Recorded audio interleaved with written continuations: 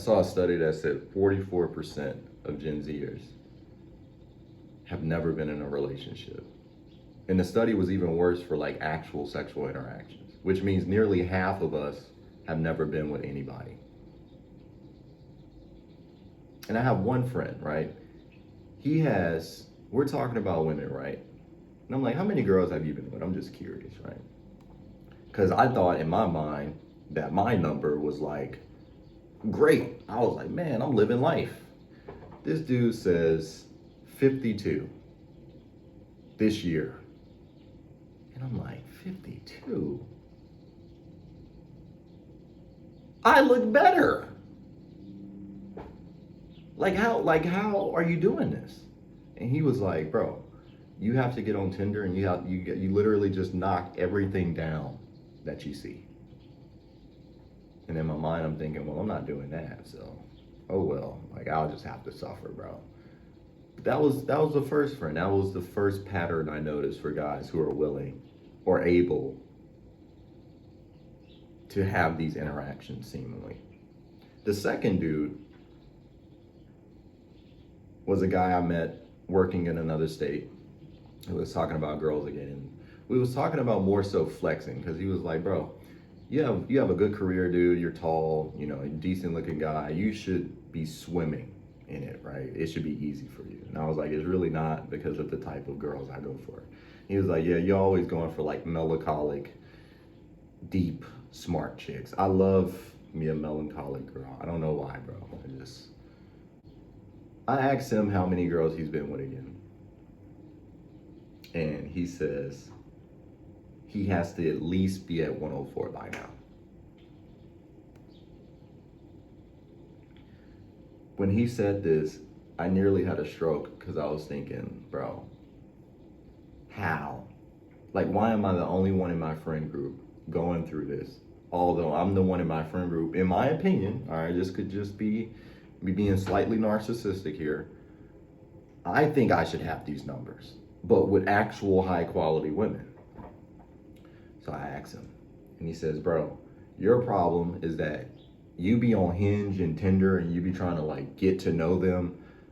Get on HUD, bro. I would imagine HUD to be all the way down the iceberg of dating apps with Tinder, Hinge, Bumble being all the way at the top. After you hit the HUD point, you're descending into the depths of hell. And I say that because of a story I'm about to tell you, right? I'm like, what do you say to these girls to just get them to like agree to hook up with you or like get them to come over and stuff? He's like, I never let them come over, right? He gets Airbnbs, he hits them before they gotta go to work and stuff like that. And one of the girls he was talking to was a single mother of four. And I kid you not, the conversation started by him just complimenting the shit out of her. She's just like, oh, you're so sweet. Oh, I love that baby. Oh. I'm just like, bro. He's just like complimenting her to death. And with each compliment, it got more and more sexual, obviously. First of all, if my mom was on HUD and she had 4 kids, I would be side-eyeing my mom, bro. Like, what are you doing with your life, mom? We got to get this shit together. But anyway, that was the first girl. He knocked her down. She was separated. Not a good situation, sounds like. The second girl was actually married. Therapist. All right, therapist. I was like, how did you know she was married? He said she wore the ring when we hooked up. I was like, why was she even on a hookup app? He was like, she was on because she said her husband wasn't satisfying her because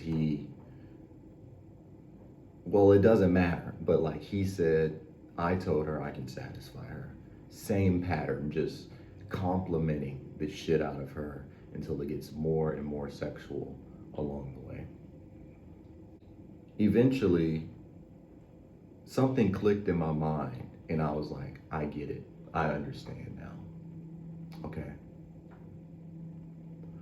I'm good. I can't just hook up with random girls, bro. I just think I just can't do it. The older I get, especially, right?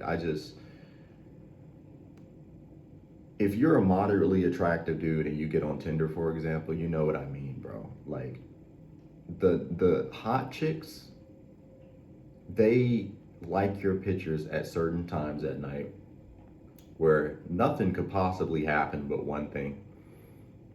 And I just be tired, bro. I'm an old man. I'm not about to let you inside my place at 3 in the morning and I've never met you before. Like, you gonna have to talk to me for a week at least, bro. I'm sorry. 3 days at the minimum. And even then, I still may not want to do it because I just want somebody to watch Love Is Blind with, bro. I like laying next to a chick doing my own thing. Because a lot of my activities I do in life, they're things I can do by myself, but they would be a lot fun if I had somebody to do it with. Like this board right here, right? I got like a flow state shit board. It's literally called flow state shit. Under daily, I have exercise, career study, mid work, which is the project I'm working on. Then I have guitar practice. So a lot of my life is like planned daily, and I don't like being in situations that throw that shit off, which is why I think I'm attracted to a certain type of girl.